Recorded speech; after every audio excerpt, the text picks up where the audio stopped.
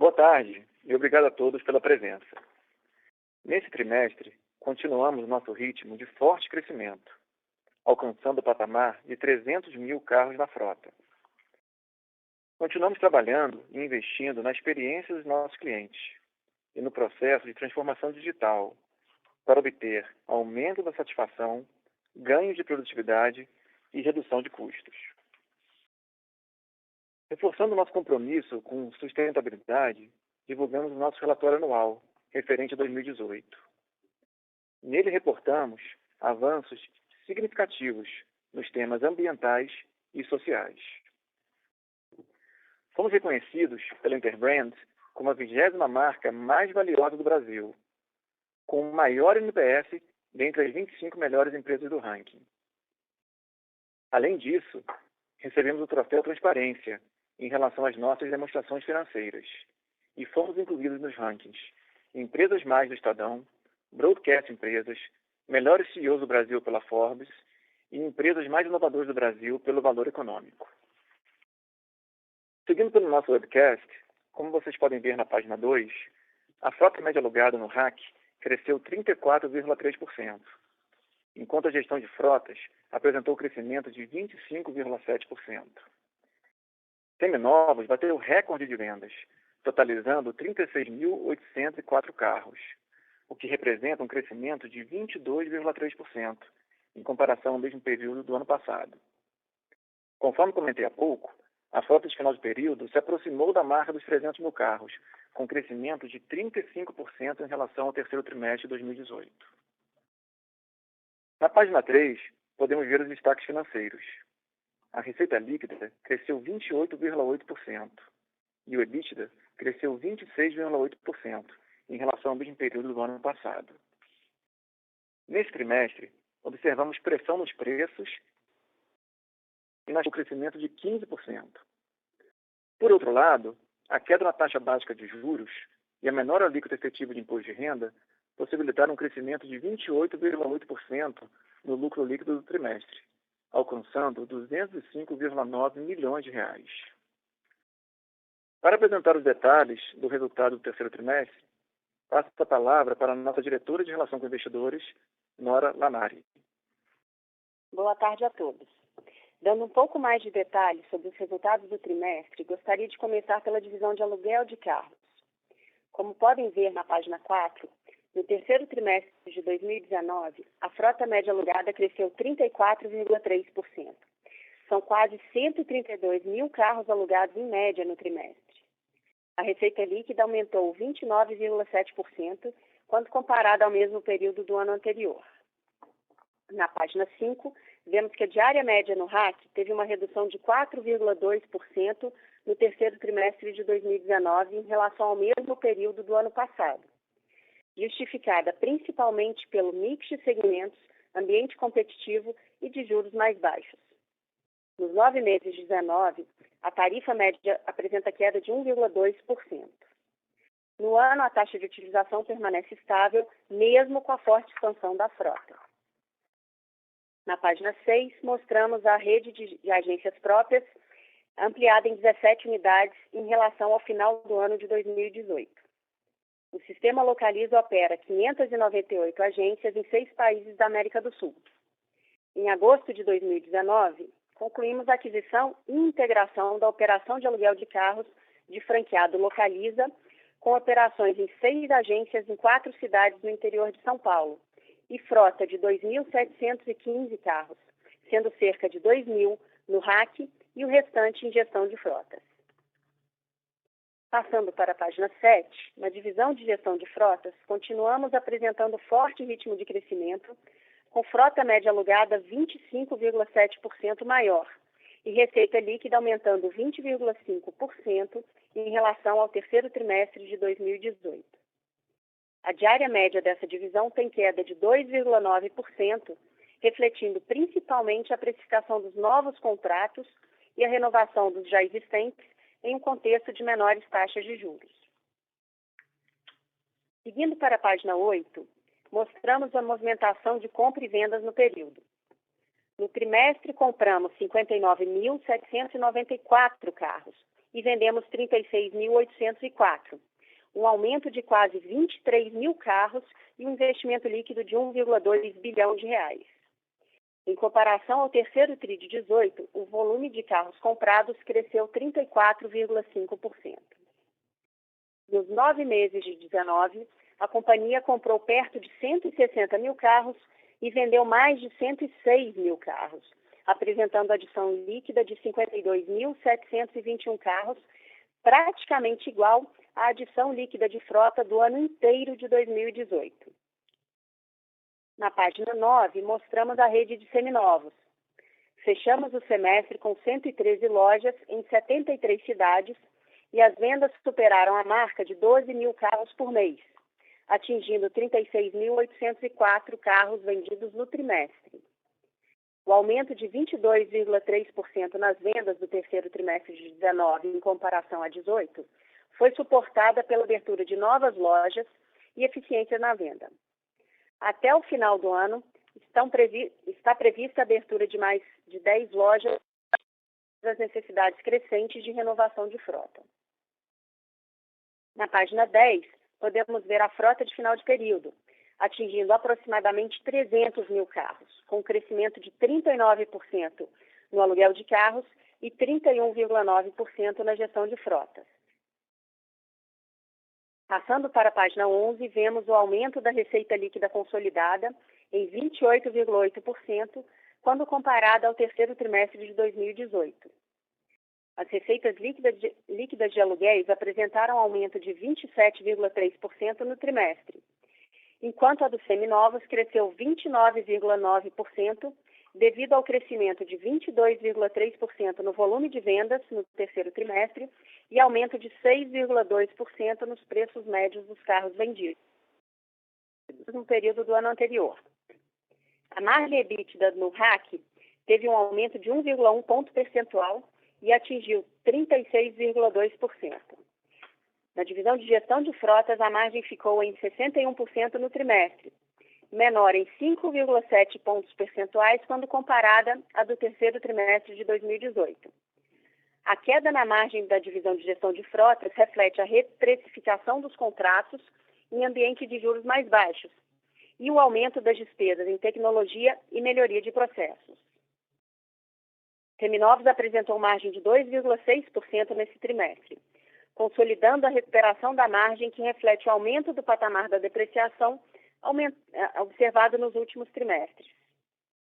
Nos 9 meses de 19, o EBITDA consolidado foi de 1,5 bilhão de reais, resultado do crescimento e trabalho contínuo na gestão de custos e despesas, investimento na melhoria de processos e produtividade, com o objetivo de aumentar a competitividade para capturar as oportunidades de crescimento do mercado de aluguel de carros e gestão de frota. A margem EBITDA do aluguel de carros apresentou expansão de 4,2 pontos percentuais nos 9 meses do ano, quando comparada à margem EBITDA da divisão de gestão de frotas, que apresenta queda de 1,7 ponto percentual, refletindo a queda da tarifa média impactada pelos juros mais baixos. Na página 13, trazemos a evolução da depreciação por carro nas divisões de negócios. No RAC, a depreciação média anualizada dos carros nos 9 meses de 19 foi de R$ 1.799, superior em 77,8% se comparada à média do ano de 2018, e impactada pela pressão no preço e condição praticado na venda de carros novos, que traz reflexo na venda dos seminovos. Na divisão de gestão de frotas, a depreciação média por carro nos 9 meses deste ano foi de R$ 3.921.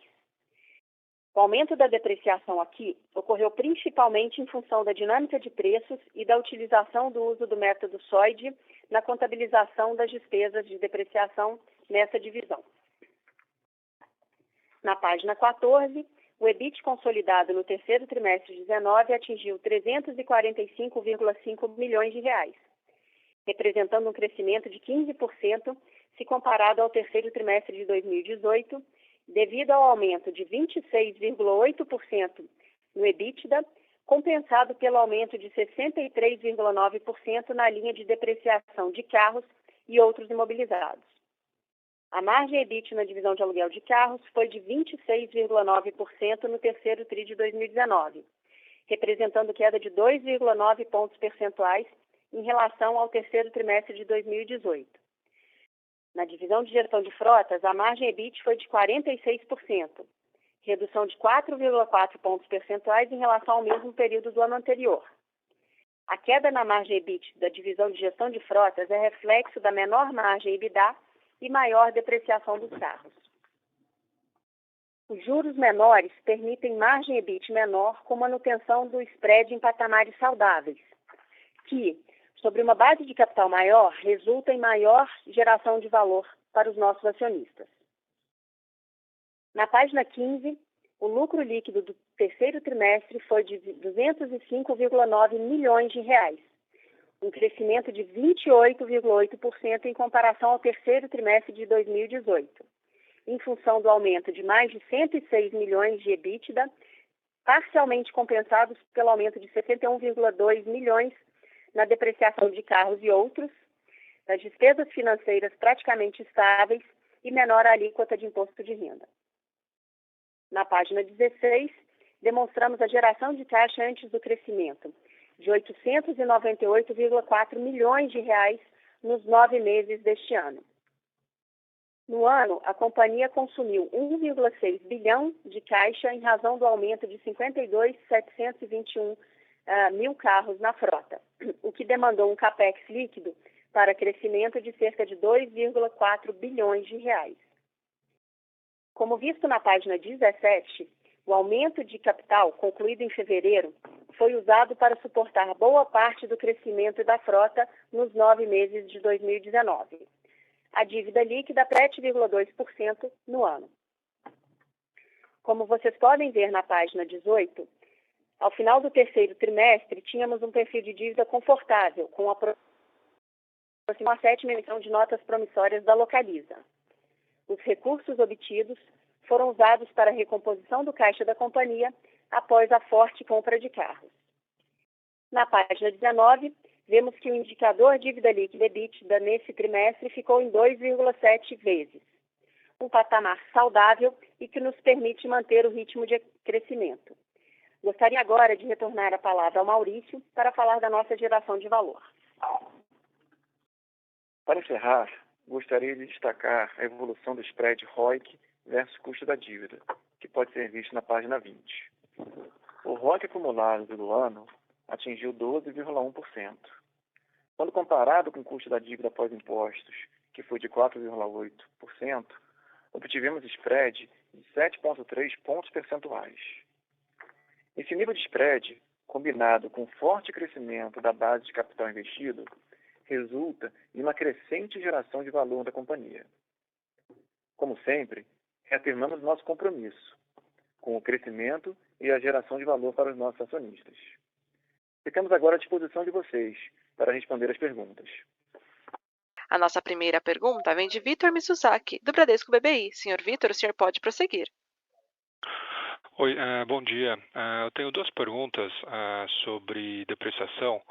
A primeira, eu queria saber se vocês podem dar um pouco mais de detalhe de como que a gente pode comparar a depreciação da frota de RAC, né, de uma frota normal de RAC versus a frota, né, o modelo do Uber. Se de repente se você não puder dar o detalhe específico, mas de repente se você puder dar algum detalhe com relação à proporção, se de repente a depreciação de um carro do Uber é 3, 4 vezes maior do que uma frota normal. E a segunda pergunta, também com relação a esse tópico de depreciação, que a gente vê esse aumento, né, nos últimos trimestres, se esse é um patamar que daqui para frente a gente pode considerar que ele estabiliza nesse novo patamar do terceiro TRI. Obrigado. Vitor, obrigada pelas perguntas. Bom, com relação à primeira, Vitor, hoje a gente consegue eventualmente fazer um rodízio de frota, ou seja, não existe frota carimbada para Uber e frota carimbada para outros segmentos. Então, por exemplo, a gente atende o aluguel mensal que tem um nível de quilometragem razoável e similar ao eventualmente o que o Uber opera. Então, não dá para dizer necessariamente que a depreciação do Uber é pior do que a depreciação do aluguel de carros. É claro que se a gente considerasse que esse carro fique com o motorista o tempo inteiro, a franquia de quilometragem é em média 5 mil quilômetros por mês. Então, esse carro chegaria ao final de um ano a 60 mil quilômetros. Mas hoje não é o que a gente vê na nossa frota, a gente tem vendido carro com uma quilometragem bem abaixo disso, exatamente porque a gente tem essa diluição pelo efeito de outros segmentos estarem crescendo também bastante forte. Então, eu diria que não dá para justificar esse aumento de depreciação pelo movimento do Uber, ok? Com relação à segunda pergunta... Segunda pergunta, Vitor, sobre a depreciação para frente. A depreciação tem 3 variáveis, né? O desconto que a gente tem na compra, a nossa eficiência na venda, né? O custo fixo para vender esses carros, estrutura de lojas. E esses 2 a gente tem visibilidade e consegue prever de certa forma e agir sobre isso. Mas, por outro lado, tem uma terceira variável, que é o preço de mercado nesses carros. O mercado de carros usados é um mercado muito grande, que tem o seu preço, e a gente vende ao preço de mercado, tentando, claro, pegar o melhor preço possível, mas tem uma dinâmica de mercado que é influenciada pelo preço do novo, mas também é influenciada pela concorrência de frente. Vai depender muito mais de como se comporta o cenário macroeconômico, no sentido de renda, redução dos juros de financiamento, redução do desemprego, para o preço do carro novo e aí, consequentemente, o seminovo reagir, para a gente saber exatamente qual vai ser a depreciação. Esse mercado é muito cíclico, realmente agora a gente está passando por um momento mais difícil desse mercado. Mas como eu comentei, é cíclico, uma hora ele vai retomar, mas a gente não sabe se vai ser esse ano ainda ou no ano que vem. Então a gente vai acompanhando o mercado e a gente vai estar sempre ajustando a depreciação para a realidade do mercado que a gente está enxergando hoje, sem fazer uma aposta de que contando que vai melhorar. Então a gente é bem conservador e a gente vê isso na nossa margem, né, que está agora num patamar bem estabilizado, né, a margem EBITDA do seminovo de 2,5%, que mostra que a nossa depreciação está bem acertada para a realidade atual de mercado. Ok.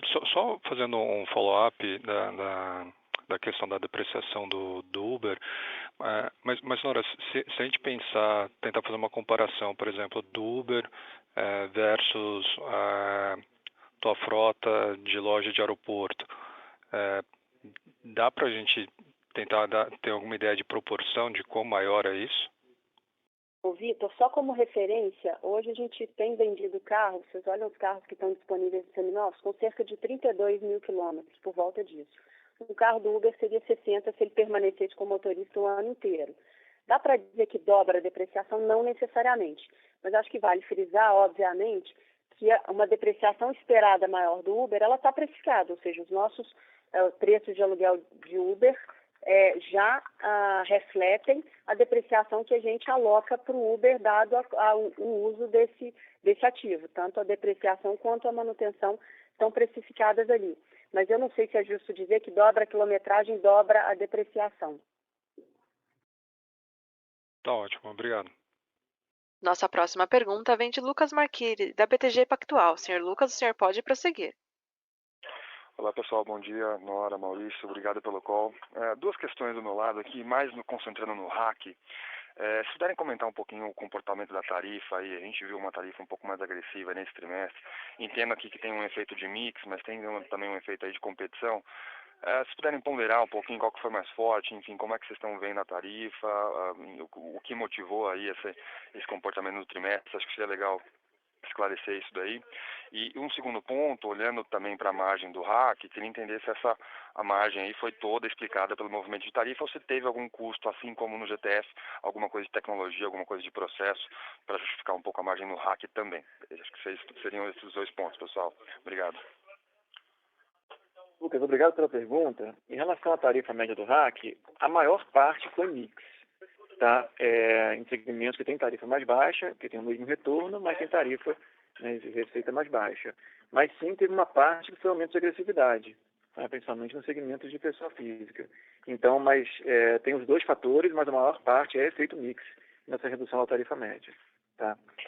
E em relação à margem, uma parte foi tarifa, de fato, consequentemente impacta a margem, mas tem bastante investimento em TI, em melhoria de processos, e a gente, como sempre, plantando para o futuro pensando no longo prazo.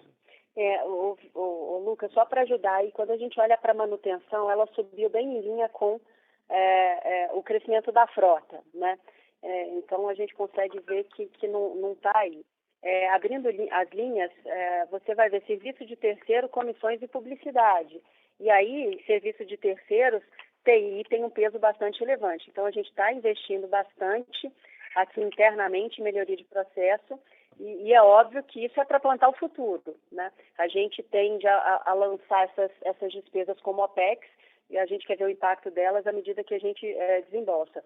Em publicidade também a gente vê um aumento razoável, então temos sido mais ativos aí nesses dois quesitos aí, principalmente serviços de terceiros e publicidade. Ok, Nora, Maurício, obrigado. A nossa próxima pergunta, em inglês, vem de Stephen Trent, da Citi. Senhor Stephen, o senhor pode prosseguir. Thank you very much, and thanks for taking my question.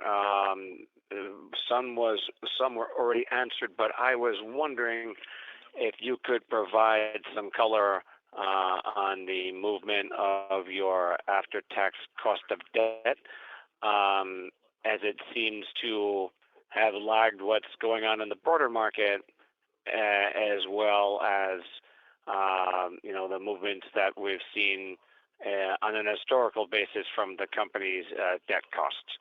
Thank you. Hi, Steve. Thank you for the question. Bom, vou responder em português aqui. A pergunta do Steve foi em relação ao custo da dívida, segundo ele, lagging ali, atrasado em relação à queda da Selic no país. Vale lembrar, Steve, que 1/3 da nossa dívida ela é pré-fixada e é 1/3 relacionada à divisão de gestão de frotas. Ou seja, ali a gente não toma o risco da flutuação de juros e trava o spread do contrato fazendo swap de parte da dívida floating para pré-fixada. Então, por isso esse efeito lag. E acho que historicamente esse número, então, a nossa impressão é que esse custo da dívida ainda vai cair, a Selic caiu mais um pouco e a gente tem esse efeito safra aí no custo da dívida do fleet, e esse número deve melhorar provavelmente nos próximos trimestres. Nossa próxima pergunta vem de Rogério Araújo, da UBS. Senhor Rogério, o senhor pode prosseguir. Oi, boa tarde a todos. Obrigado aí pela oportunidade. 2 perguntas aqui do meu lado, 2 follow-ups, na verdade. Um deles com relação ao hack. Então, vocês falaram que a maior parte dessa queda de tarifa foi relacionada ao mix. Se vocês pudessem colocar a utilização em contexto, né, a gente teve uma queda de 2,5 pontos no contra-ano, porque, pelo que eu entendo, os segmentos de tarifa menor, eles têm uma utilização maior, geralmente. Né? E aí, olhando os números como um todo, como a gente viu tanto queda de tarifa como queda de utilização, daria para interpretar de que talvez o setor como um todo comprou muito carro esse trimestre e ficou um pouco pressionado, a demanda não veio em linha com o tanto de carro que foi comprado. Dá para interpretar assim, e também um pouco desse movimento da utilização. Essa é a primeira pergunta. Obrigado. Oi, Rogério. Obrigada pela pergunta e perfeito, o racional está perfeito. A gente cresce um pouco mais em mix de durações mais longas, que por um lado deveriam trazer a tarifa média para baixo, mas por outro lado deveriam ajudar a taxa de utilização. Mas você tem um efeito aí razoável das compras de carro, então a gente tem muito carro em ativação e preparação para aluguel e também temos bastante carro em desmobilização e preparação para venda. Esse overlap aqui acabou impactando a taxa de utilização nesse trimestre, mas está bem em linha com a do segundo trimestre desse ano, que sazonalmente são bastante parecidos. Tá? Então, não imagino necessariamente piora do patamar. Acho que esse patamar é um patamar bastante razoável, porque se a gente estica demais essa taxa de utilização, a gente começa a perder negócio na ponta também. Tá? Acho que o efeito é esse e a gente continua ali com com uma perspectiva boa de crescimento, então potencialmente a gente vê essa taxa de utilização melhorando no quarto trimestre, que é um trimestre sazonalmente mais forte.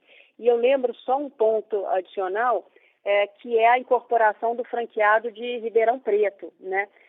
A gente incorporou os carros também e a gente vai fazer a troca desses carros para renovar a frota desse franqueado. Então tem um impacto relativamente pequeno, mas acaba também afetando, porque a gente já comprou esses carros e estamos em processo de desativação dos carros antigos do franqueado. Então isso acaba impactando também um pouquinho essa taxa de utilização. Rogério, só completando aqui o que a Nora comentou, toda vez que a gente compra acima da média, acima do patamar histórico, um volume de carros maior, essa parte que tem nas pontas, né, a desativação e ativação, acaba sendo um momento que o carro não está disponível para aluguel e piora um pouquinho a taxa de utilização. Alô, Maurício, eu acho que eu não estou te ouvindo. Cortou a ligação. Oi, Rogério. Escutando agora? Agora eu estou. Então, vou só repetir minha resposta. Não sei se você cortou no meio da resposta. Isso, tem cortado ao longo do call, tá, Maurício? Não só para mim, aqui como o pessoal que está ouvindo aqui também. Tá tendo alguns cortes aí. Cortou no meio da resposta. Eu só ouvi que toda vez que compra mais, ativação e desativação piora.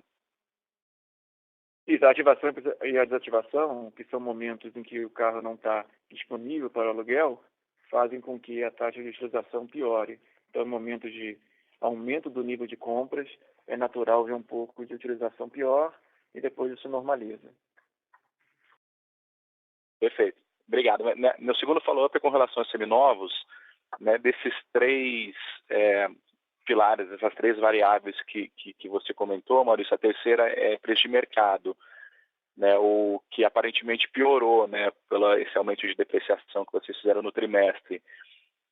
Vocês acham que essa piora é mais relativo ao momento macro, talvez a um momento pontual da Argentina, um oversupply de veículos novos afetando os seminovos, ou vocês acham que é relacionado a uma sobreoferta de carro de um ano no mercado, dado que todos os players de car rental têm crescido muito, né? E aí, ainda nessa linha, essa terceira variável de que o que você não controla, que é o preço de mercado, como todos os players continuam crescendo e daqui a um ano esses carros vão ser desovados no mercado, dá para imaginar que essa variável de mercado continua piorando e isso está na expectativa da depreciação da Localiza? Vocês já consideram que a terceira variável de preço de mercado ela piora com o tempo por um aumento de oferta de carro de um ano? É isso, obrigado. Rogério, na nossa visão, é devido ao ambiente macro. A gente olhar a taxa de juros para financiamento não caiu proporcional à taxa básica de juros. A gente vê todo o problema da Argentina, que reduziu as exportações das montadoras brasileiras e fez com que elas vendessem esses carros agora no Brasil, oferecendo bônus e incentivos para a compra de carros para o consumidor final, reduzindo o preço do praticado do novo. E isso tudo acaba sendo comparado com o preço do seminovo e coloca um pouco de pressão no seminovo. Como o PIB não reagiu, o desemprego continua alto, a taxa de juros de financiamento não caiu ainda, o macro não está ajudando para poder os preços como um todo se recuperarem. Então a gente atribui isso muito mais ao macro do que a uma questão das locadoras, porque as locadoras, em relação ao mercado de carro usado como um todo e carro novo, que sempre tem a comparação do consumidor de que carro que ele vai preferir comprar, ainda é muito pequeno em relação ao mercado total de carros usados. Perfeito. Ficou bem claro. Muito obrigado. A nossa próxima pergunta vem de Bruno Amorim, da Goldman Sachs. Senhor Bruno, o senhor pode prosseguir. Oi, bom dia a todos. Eu tenho uma pergunta que é um follow-up nessa linha da depreciação. Eu queria saber se vocês já estão vendo algum sinal concreto dessa deterioração no preço do carro novo, né? Eu entendo a questão do desemprego, os juros referente ao financiamento de automóveis. A gente não está vendo melhoras significativas nessas frentes, mas a gente também não está vendo pioras relevantes nessa frente, né? Então eu queria só entender o que mudou desde os últimos trimestres, né, para esse salto na depreciação, se vocês estão vendo algum sinal concreto de deterioração no preço dos carros novos. Quando a gente olha lá para aquela linha do IPCA que reflete o preço de carro novo, a gente não vê essa deterioração. Eu entendo que essa linha não reflete necessariamente o mix de vocês e algumas outras questões, mas eu queria mais saber se vocês estão vendo aí algum sinal concreto ou se é mais uma postura conservadora tentando antecipar o que pode vir a acontecer no mercado de carros novos. Obrigado. Bruno, obrigada pela pergunta. A gente viu sinais concretos, tá? Teve o efeito da Argentina, como o Maurício melhorou, o macro não reage. Esse mês foi o primeiro mês de queda de venda varejo ano contra ano. Isso também indica uma certa pressão. E aí, com relação àquele índice de inflação IPCA dos carros, aquilo ali é uma pesquisa feita, enfim, num dado mix que a gente não consegue ali comparar com o nosso, mas aquilo ali é um pouco do preço sugerido. O que a gente tem visto na ponta é que os concessionários estão precisando dar bônus, bonificação, feirão, taxa zero, enfim, o esforço de venda ele ficou muito maior do ponto de vista dos concessionários. Então, o preço praticado, de fato, piorou para o novo. Isso acaba refletindo na nossa capacidade de seminovos, ou seja, no nosso preço de seminovos. Ótimo, obrigado. A nossa próxima pergunta vem de Murilo Freiberger, da Bank of America. Senhor Murilo, o senhor pode prosseguir. Obrigado. Boa tarde, pessoal. Obrigado pelo call. Do nosso lado aqui, adivinhem, a gente vai querer também discutir um pouquinho de depreciação e depois um pouquinho do crescimento que vocês viram. Do lado de depreciação, fazendo um follow-up no que o pessoal já perguntou, só para entender de vocês, porque obviamente vocês têm um estoque de frota grande, então quando vocês observam qualquer tipo de piora no spread de compra e de venda e marcam isso, essa alta para R$ 2.100 por carro não é uma alta, é uma alta que você faz num trimestre para marcar um estoque grande de frota que tinha sido marcado numa outra depreciação. Então, pensando para frente agora, que nível de depreciação que vocês acham que a gente deveria pensar por carro? É mais próximo na média dos últimos 12 meses, que a gente está falando ali de R$ 1.700, R$ 1.600, R$ 1.800 por carro, ou mais próximo nesse nível agora que vocês usaram nesse trimestre específico para marcação de frota. E ainda no lado de depreciação, só para entender o que a empresa tem de conforto para a margem de seminovos. Essa margem que a gente está vendo agora, perto de 2%, ela é uma margem target confortável ou vocês preferem ter uma margem um pouco mais alta e essa depreciação de agora reflete isso? Então, acho que com relação ao tema de depreciação é isso. E é isso com relação à parte de... Pode falar, Maurício, depois eu vou para outro tema. Tá bom. Murilo, obrigado pela pergunta. Realmente, quando a gente reflete a condição de mercado no cálculo de depreciação, a gente aplica essa depreciação para a frota inteira, né, para todo o nosso imobilizado. Então, a gente acaba tendo esse impacto. E aí, para frente, Murilo, vai depender muito, como eu falei, do macro. Realmente, se o macro se estabilizar, a tendência é que a depreciação comece a cair, porque agora teve uma deterioração. Mas a gente não sabe o que vai acontecer, então a gente prefere ser conservador e aplicar a realidade do mercado que a gente vê hoje para a frota inteira. Aí, em relação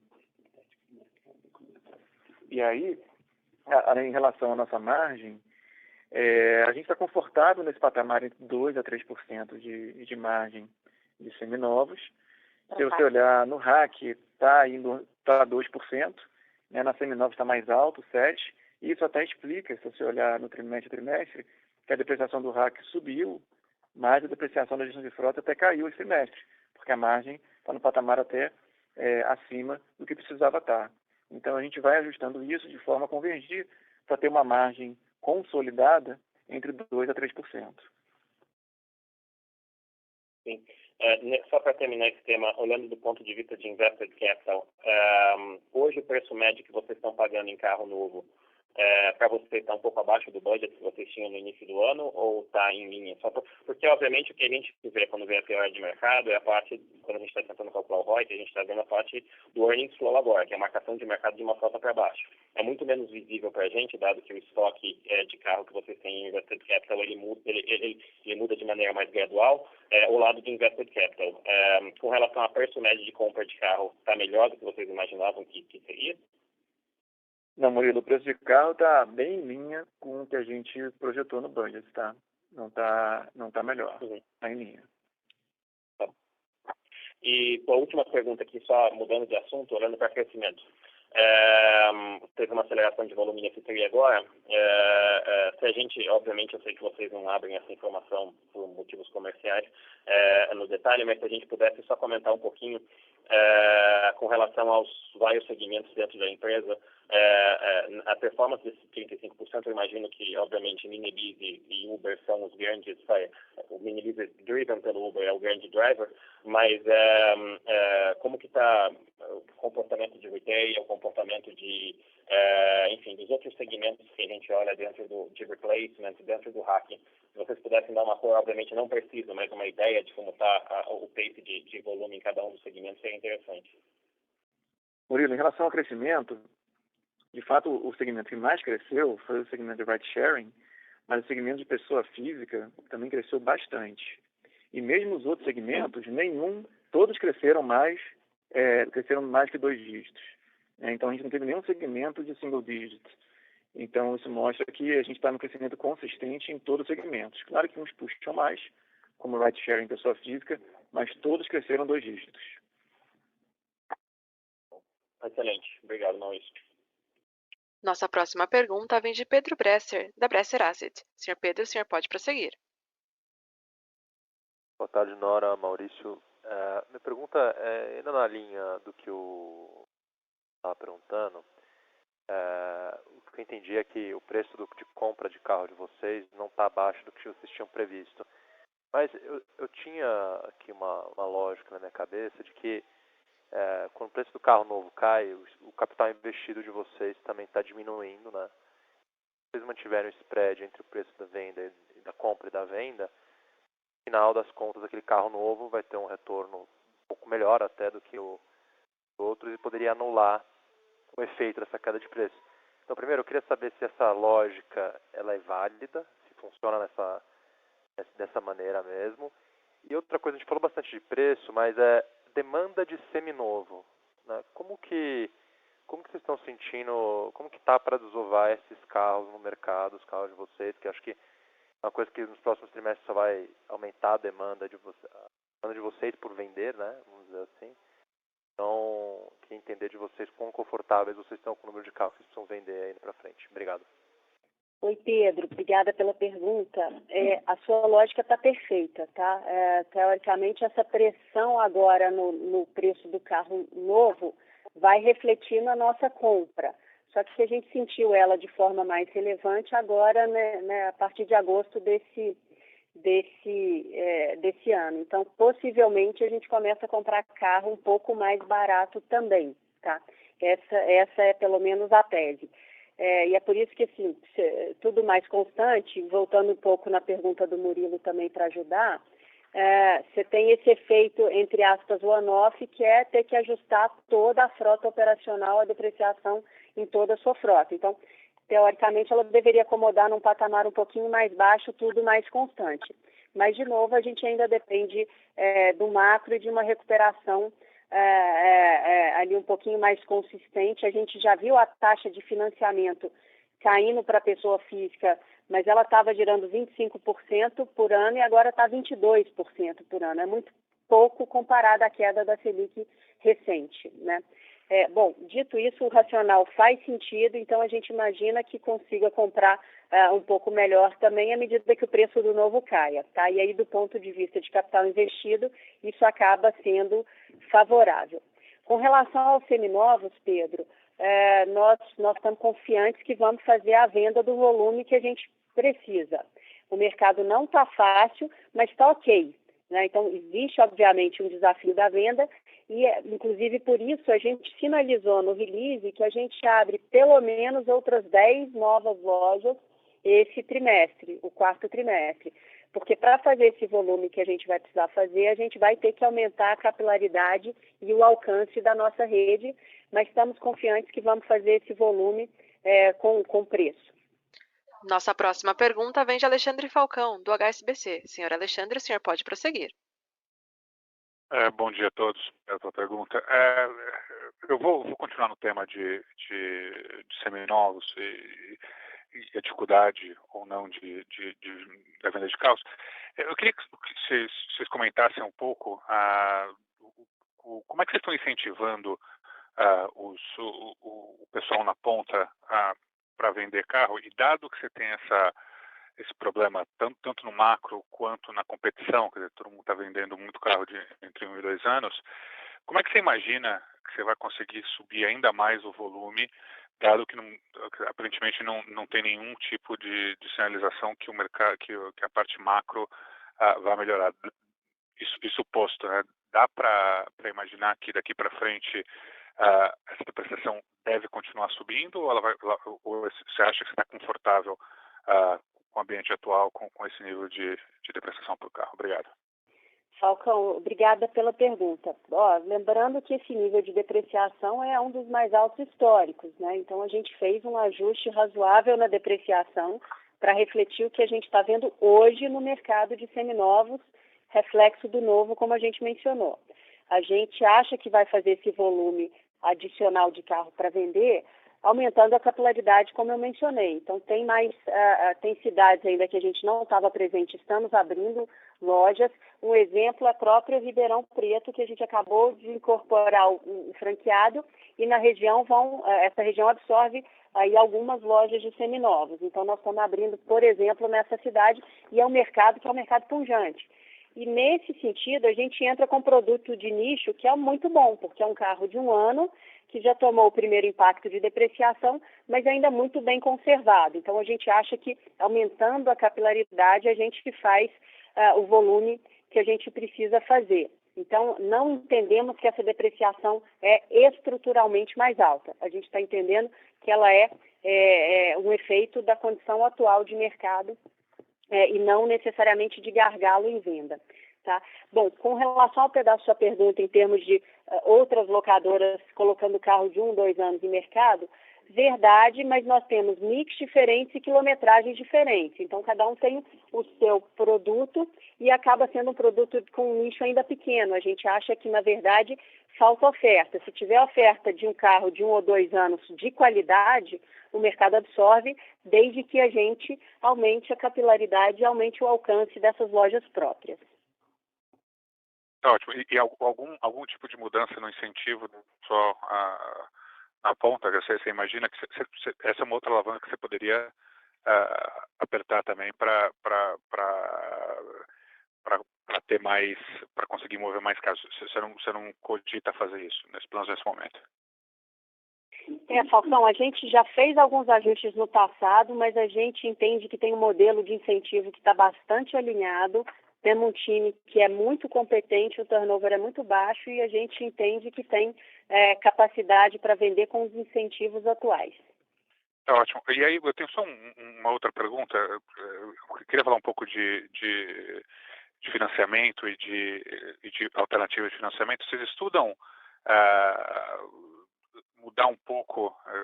Eu vejo hoje que vocês têm quer dizer, a dívida lá de fleet está super bem equacionada, mas você olha o que está acontecendo no mercado de dívida doméstica, você tem muita oportunidade acontecendo. Vocês imaginam que eles vão tentar emitir e colocar isso um pouco mais no mercado de dívida corporativa de vocês mesmo, tentando pegar esse mercado que está nascendo aí no Brasil?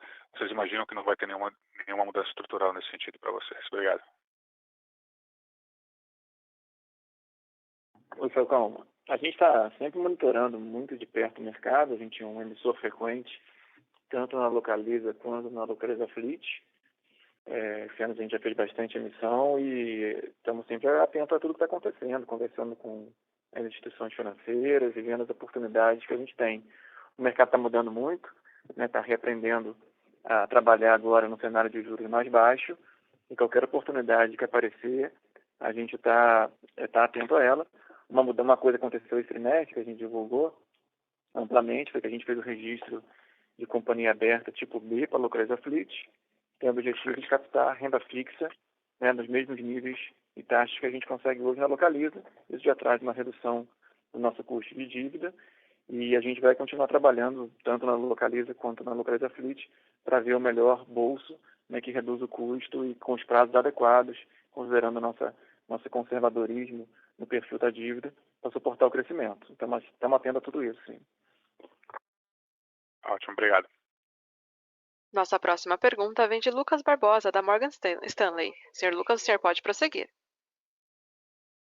Oi, bom dia, Maurício Nora, obrigado pela oportunidade. A minha pergunta é sobre a rede de lojas dos seminovos. Vocês comentaram no release que vocês devem abrir cerca de 10 lojas até o fim do ano. Então a gente está falando de 123 lojas no fim do ano. Isso dá um crescimento de 15% no número de lojas fim do quarto TRI 19 versus fim do quarto TRI 18. Por outro lado, o número de carros do RAC que vocês têm que vender em 2020 deve crescer mais de 30%, dado toda a expansão de frota de RAC que vocês estão entregando nesse ano. A minha dúvida é, o número de lojas abertas em 2020 deve seguir essa necessidade de venda de carros, principalmente do RAC, ou a gente vai ver o varejo ficando menos relevante no total de carros vendidos? Essa pergunta, obrigado. Obrigada, Lucas, pela pergunta. Não esperamos mudança no mix, não esperamos varejo perdendo espaço. Só vou corrigir a primeira parte da pergunta.